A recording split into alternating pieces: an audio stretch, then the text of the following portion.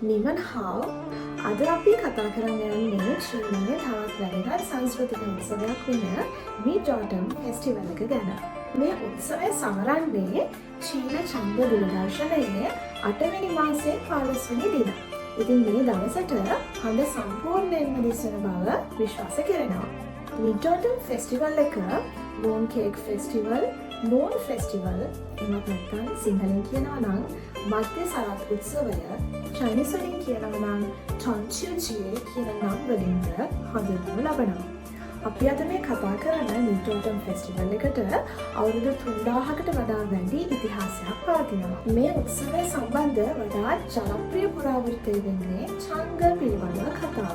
අතීතයේ චීන ජනතාව හොඳ අස්වැන්නක් ලැබීම වෙනුවෙන් ස්වභාව ධර්මයට සහ සඳට කෘතඥතාවය දැක්වීම සඳහා මේ උත්සවය ආරම්භ කළ බවට විශ්වාස කෙරෙනවා. කාලයත් සමග මේ උත්සවය පවුලේ සමගිය, සතුට, ස්තුති ප්‍රකාශ කිරීමේ උත්සවයක් බවට පත්වලා තියෙනවා. මෙම උත්සවයේ වඩාත් වැදගත් සංකේතයක් වෙන්නේ පූර්ණ චන්ද්‍රයා. ඉතින් චීන සංස්කෘතියේ සම්පූර්ණ සඳ මගින් පවුලේ සමගිය, එකමුතු බව, සාමය, සම්පූර්ණත්වය, සෞභාග්‍ය, වාසනාව කියන ගුණාංග සංකේතවත් කරනවා. මේ හේතුව නිසා බොහෝ දෙනා පවුලේ සමාජිකයන් සමග මේ උත්සවය සමරන්න තමන්ගේ නිවෙස්වලට පැමිණෙනවා.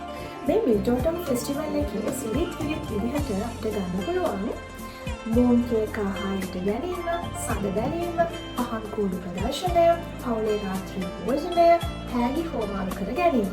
මූන් කේක් කියන්නේ මීඩ්-ඔටම් ෆෙස්ටිවල් එකේ ප්‍රධාන සාම්ප්‍රදායික ආහාරය. එහි වටකුරු හැඩය පවුලේ එකමුතු බව, පරිපූර්ණත්වය සංකේතවත් කරනවා. ඊළඟ චාරිත්‍රය තමයි සඳ බැලීම. ඉතින් ඒ දවසට පායලා තියෙන පූර්ණ චන්ද්‍රයා නැරඹීම පවුලේ හැමෝම එකතු වෙලා චාරිත්‍රයක් විදිහට සිද්ධ කරනවා. එමගින් පවුලේ තියෙන ආදරය, සමගිය, සතුට සංකේතවත් කරනවා. ඊළඟ චාරිත්‍රය තමයි පහන් කූඩු ප්‍රදර්ශනය.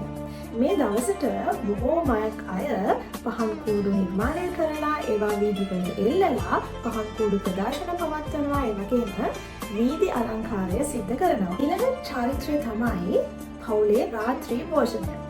මේ උත්සවයේ දවසට පවුලේ හැමෝම එකට එකතු වෙලා එකම වෙලාවක විශේෂ රාත්‍රී භෝජනයක් ආහාරයට ගැනීම සිද්ධ කරනවා.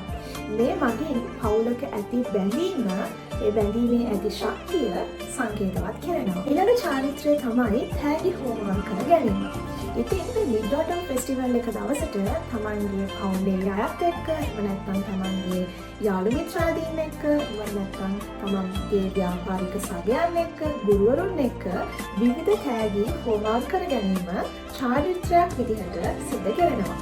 මේ මධ්‍ය සරත් උත්සවයෙන් පවුලේ එකමුතුකමේ වටිනාකම, ස්වභාව ධර්මයට හා අස්වැන්නට කෘතඥ වීම, සාමය හා සමගිය රැක ගැනීම, චීන සංස්කෘතික උරුමය රැක ගැනීම යන වැදගත්කම් උගන්වනු ලබනවා. අවසාන වශයෙන් ගත්තහම මධ්‍ය සරත් උත්සවය කියන්නේ චීනයේ පවුලේ එකමුතුකම, කෘතඥතාවය, සෞභාග්‍ය, සංස්කෘතික උරුමය සමරන අතිශය වැදගත් සාම්ප්‍රදායික උත්සවයක් විදිහට අපිට සලකන්න පුළුවන්.